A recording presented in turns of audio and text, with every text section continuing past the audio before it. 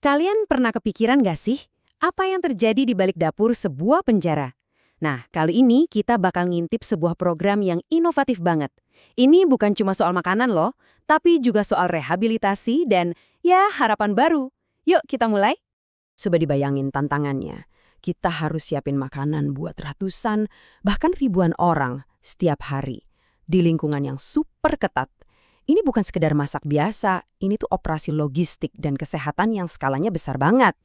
Jadi, gimana caranya kita bisa jamin setiap piring yang disajikan itu benar-benar aman? Oke, pertama-tama kita lihat dulu yuk kondisi di balik layarnya. Kenapa sih keamanan pangan itu jadi sesuatu yang taruhannya tinggi banget di dalam penjara? Soalnya gini, makanan di lapas itu bukan cuma buat ngisi perut, itu satu-satunya sumber nutrisi buat para warga binaan. Jadi, kualitasnya itu ngaruh banget ke kesehatan semua orang di sana, dan ujung-ujungnya jadi pilar utama buat menjaga semuanya tetap stabil dan kondusif. Nah, terus gimana solusinya? Ternyata, jawabannya datang dari sebuah inisiatif kolaborasi yang menurut saya cerdas banget. Kita lihat lebih dalam yuk. Yang bikin ini menarik, ini bukan kerjaan satu pihak aja. Program ini tuh hasil kerja bareng, kemitraan strategis antara pihak lapas dan dinas kesehatan setempat. Keren kan? Dua lembaga bersatu buat bikin standar keamanan pangan yang baru. Isi pelatihannya ini lengkap banget, mencakup semua proses dari A sampai Z. Mulai dari gimana cara milih dan nangani bahan mentah, terus proses masaknya yang harus higienis, cara nyimpen makanan biar nggak rusak atau terkontaminasi, sampai gimana cara menyajikannya dengan benar. Benar-benar menyeluruh. Dan perlu dicatat, pelatihan ini bukan cuma inisiatif biasa. Ini adalah sebuah proses yang formal yang dirancang khusus untuk memenuhi standar resmi dari pemerintah. Nah, ini dia target utamanya. Tujuannya bukan cuma biar jadi lebih baik, tapi buat dapat pengakuan resmi, yaitu sertifikasi dapur higienis. Jadi ada tolak ukur yang jelas dan bisa dipertanggungjawabkan. Terus, apa sih artinya sertifikasi ini?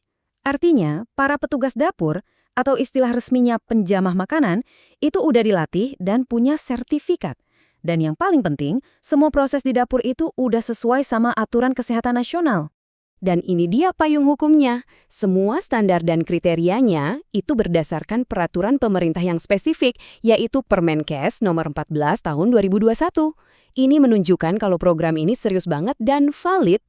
Nah, pernyataan dari Kepala Bidang Kesehatan Masyarakat ini benar-benar merangkum semuanya dengan jelas. Fokusnya adalah memastikan makanan yang disajikan itu sehat dengan cara memenuhi standar yang udah ditetapkan. Ini komitmen yang nyata dari pihak kesehatan publik. Tapi program ini bukan cuma soal standar dan sertifikasi loh, ada dampak lain yang jauh lebih dalam yang langsung dirasakan sama individu-individu yang ngejalaninnya. Disinilah letak kerennya program ini. Di satu sisi, kesehatan seluruh warga binaan jadi lebih baik. Di sisi lain, para peserta pelatihan yang juga warga binaan dapat skill, dapat keahlian praktis yang bisa banget mereka pakai nanti pas udah bebas. Coba deh dengerin langsung dari salah satu pesertanya. Mereka ngelihat ini bukan cuma sebagai tugas harian, tapi sebagai bekal buat masa depan mereka. Ada harapan, ada optimisme di sini. Keterampilan ini bahkan jadi modal penting buat mereka pas kembali ke masyarakat. Ternyata inisiatif kayak gini nggak berhenti di satu tempat aja. Yuk, kita lihat gimana program ini jadi bagian dari sebuah gerakan perubahan yang lebih besar. Penting buat kita pahami, ini bukan proyek percontohan yang jalan sendiri-sendiri. Ini adalah upaya yang terkoordinasi buat nerapin standar yang sama di beberapa fasilitas sekaligus. Harapannya bisa menciptakan efek domino yang positif. Total ada 3 lembaga pemasyarakatan yang terlibat dalam kolaborasi ini. Ini menunjukkan skala programnya udah cukup signifikan. Dan ini dia ketiga institusinya. Ada lapas umum, lapas khusus perempuan, dan lapas narkotika. Ini menunjukkan kalau upaya perbaikan ini dirancang buat menjangkau berbagai jenis fasilitas, nggak cuma satu tipe aja. Nah, dari semua ini, jadi muncul satu pertanyaan penting di benak kita. Kalau pelatihan masak yang higienis aja bisa ngasih dampak sebesar ini, coba bayangin potensi dari program-program keterampilan praktis lainnya. Ini benar-benar soal mengubah waktu di dalam penjara menjadi sebuah investasi untuk masa depan.